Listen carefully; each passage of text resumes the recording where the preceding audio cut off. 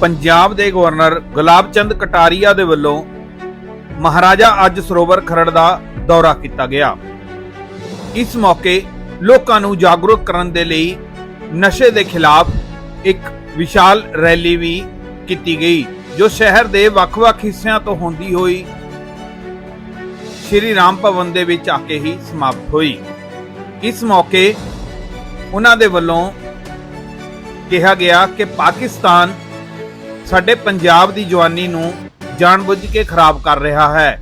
वो नशा भेज के पंजाब दे विच जवानी दा घाण कर रहा है। नशे के खिलाफ विड्डी मुहिम पंजाब सरकार दे वल्लों जो है उसकी उन्होंने सलाघा भी की है। होर की कहा, आओ तुहानूं सुणांदे हां। खरड़ तो डेविड वर्मा की खास रिपोर्ट।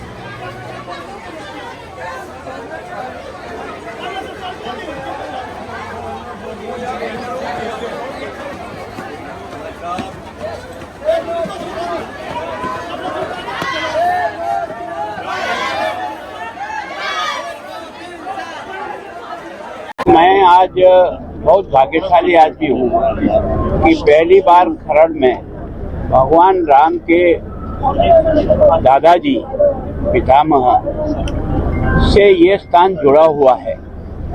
ये जानकर के एक तरह से बहुत ही प्रसन्नता हुई कि वास्तव में दशरथ के पिताजी और उन्हीं के नाम पर इस सरोवर का नाम जो है रखा है। लोगों की जानकारी में 1892 से आ गया था, 96 से, और उसके बाद लोगों ने प्रयत्न किया कि इस पवित्र स्थान की पहचान देश और दुनिया में कैसे बने। तो स्थानीय लोगों ने प्रयास किया, सब लोगों ने आपस में जुड़ करके इस स्थान को आगे बढ़ाने का प्रयत्न किया। बाद में सरकार ने भी मदद की, एमपी ने भी मदद की, केंद्र सरकार ने भी मदद की, और धीरे धीरे ये स्थान विकसित हो रहा है। मैंने ये पूछा था कि इसमें पानी कहाँ से आता है, तो कहते पहले तो क्योंकि चंडीगढ़ का भी पानी यहाँ आता था तो ओवरफ्लो होता रहता था, लेकिन अब कई रास्ते बंद हो जाने के कारण से इसमें पानी आता, इतना ही आता है कि 4-5 महीने रहता है, उसके बाद सूख जाता है। अभी मुझे बताया कि सतलज से 1-8 किलोमीटर ही दूर यहाँ स्थान पड़ता है।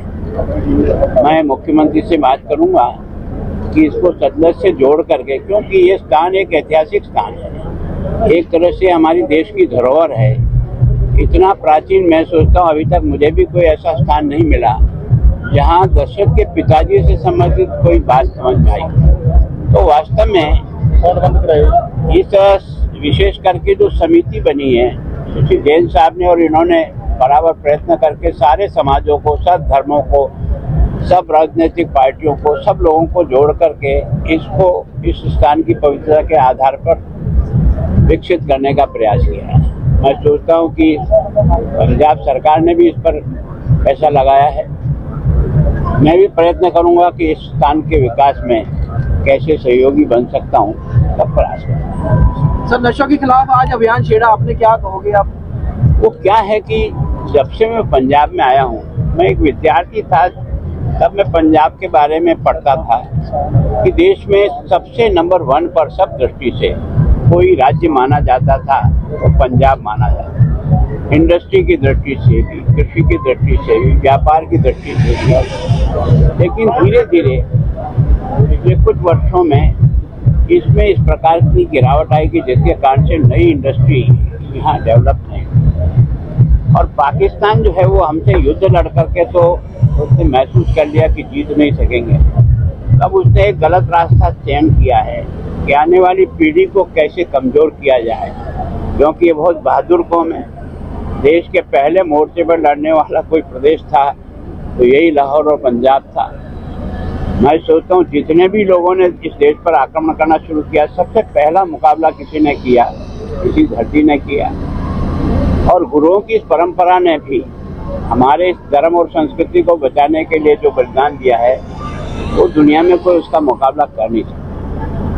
एक पिता अपने 2 मासूम 9 साल के और 7 साल के बच्चे को अपनी माँ के साथ, गुजरी के साथ गिरफ्तार हो जाते हैं और बाद में उन्हें कहा जाता है धर्म बदलो।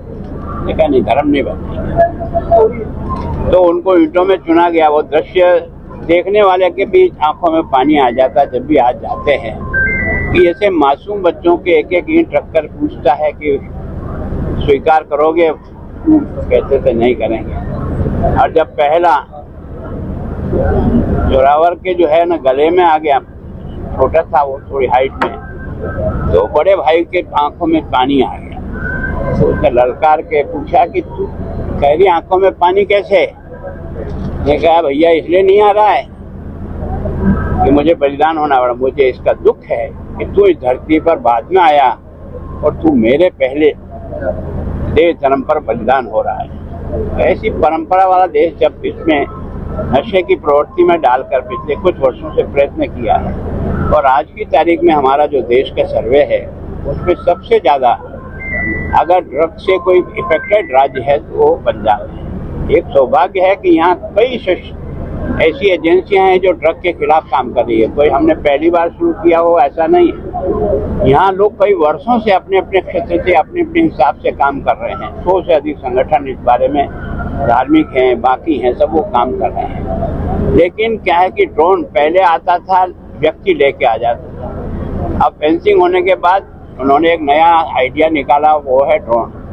तो इतने ड्रोन आते हैं सीमा पर, ये 533 किलोमीटर की लंबी सीमा है। यद्यपि हमारी आर्मी है वहाँ, BSF भी है, लोकल लोग भी उनकी मदद करते हैं, पुलिस भी अच्छा सामंजस्य है। लेकिन ड्रोन आना अभी तक नहीं रुका। ड्रोन को गिराने के लिए एंटी ड्रोन जो है ना सिस्टम भी डेवलप कर गया। पहले हमको 9 मिले थे सिस्टम, अभी 22-26 और मिले हैं।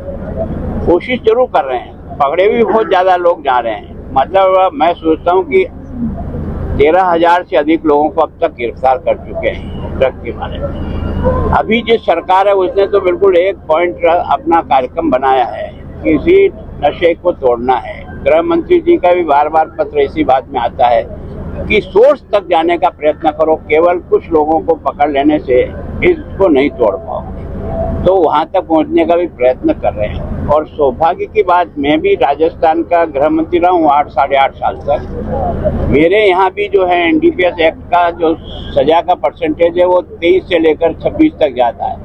पंजाब का इस समय 86% दोषियों को सजा मिल रही है। तो इसका मतलब कानून भी काम कर रही है, सब कुछ कर रही है, लेकिन कंट्रोल नहीं हो रहा है। और इसलिए मेरा ये सोच है कि कानून अगर इस सब चीज़ों को, अपराध को रोक लेता तो अब तक सब देश में अमन चैन शांति हो जाती। अकेले कानून से नहीं, जब तक पब्लिक उसके साथ खड़ी नहीं होगी, जब तक पब्लिक में अवेयरनेस नहीं आएगी, तब तक ये संभव नहीं होगा। तो इसके लिए प्रयत्न करना है कि ये सब सामूहिक कैसे आए और सामूहिक मिलकर के हम कैसे चलना शुरू करें। ताकि ये जो नई पीढ़ी है, विशेष करके जो कॉलेज और स्कूल में पढ़ रही है, चलो जो कुछ हो गया उनको छोड़ो, नहीं सुधर पाएंगे कोई बात नहीं, लेकिन भविष्य हमारा खराब ना हो, कमजोर ना हो। वो चाहते ही हैं कि युवा पीढ़ी यहाँ की कैसे कमजोर हो, ताकि उनको देश को कमजोर करने में सफलता मिले। तो हमको प्रयत्न करके, हमारा देश न पहले कमजोर था, ना आज कमजोर है और भविष्य में भी कमजोर नहीं होने देंगे। इसके लिए नशा मुक्त पंजाब, रंगीला पंजाब के बारे में जो कहा गया है उसको करने का प्रयत्न करेंगे। देखो, किसी को भी धरना देने का अधिकार है, कोई ऐसा नहीं है, लोकतंत्र में सब अधिकार है। लेकिन मैं सोचता हूँ कि किसी भी विषय का हल अगर निकलेगा ना, तो टेबल पर बैठ के निकलेगा। अपने यहाँ हर चीज का फैसला हुआ, 2 दिन देर से हुआ, कुछ भी हुआ, 2 कदम आगे बढ़ो, 2 कदम पीछे भी हटो। ऐसा नहीं होता है कि ये मैंने जो कह दिया ये लोहे की लकीर हो गई, ऐसा तो कभी देश चलता नहीं। तो मैं सोचता हूँ हमको उनके हित का ध्यान रखना पहली प्रायोरिटी होना चाहिए, क्योंकि वास्तव में हम सबको जिंदा तो किसान ही रखा है। उसकी हर समस्या को हम कैसे हल कर सके उसको समझे और उसको आगे बढ़े। मेरे हिसाब से जितना अच्छा कॉम्बिनेशन यहाँ जो बॉर्डर डिस्ट्रिक्ट में है प्रशासन और जनता का, वो मैंने अपने जीवन में अपने प्रदेश में भी नहीं देखा। सर, विलेज डिफेंस कमेटीज बनाई थी वहाँ पर बॉर्डर एरिया में, सर कितनी वो सफल रही? बिल्कुल सफल है। हर साल उनको हम 36 लाख रुपया देते हैं, फर्स्ट सेकंड थर्ड के हिसाब से। जितने जिले हैं उतने जिले के हम उनको पूरा पैसा देते हैं, और उनको विकास की दृष्टि से भी प्रधानमंत्री जी कहना है कि अंतिम विलेज नहीं है, वो पहला विलेज मान करके उसके विकास में सहयोगी बनो।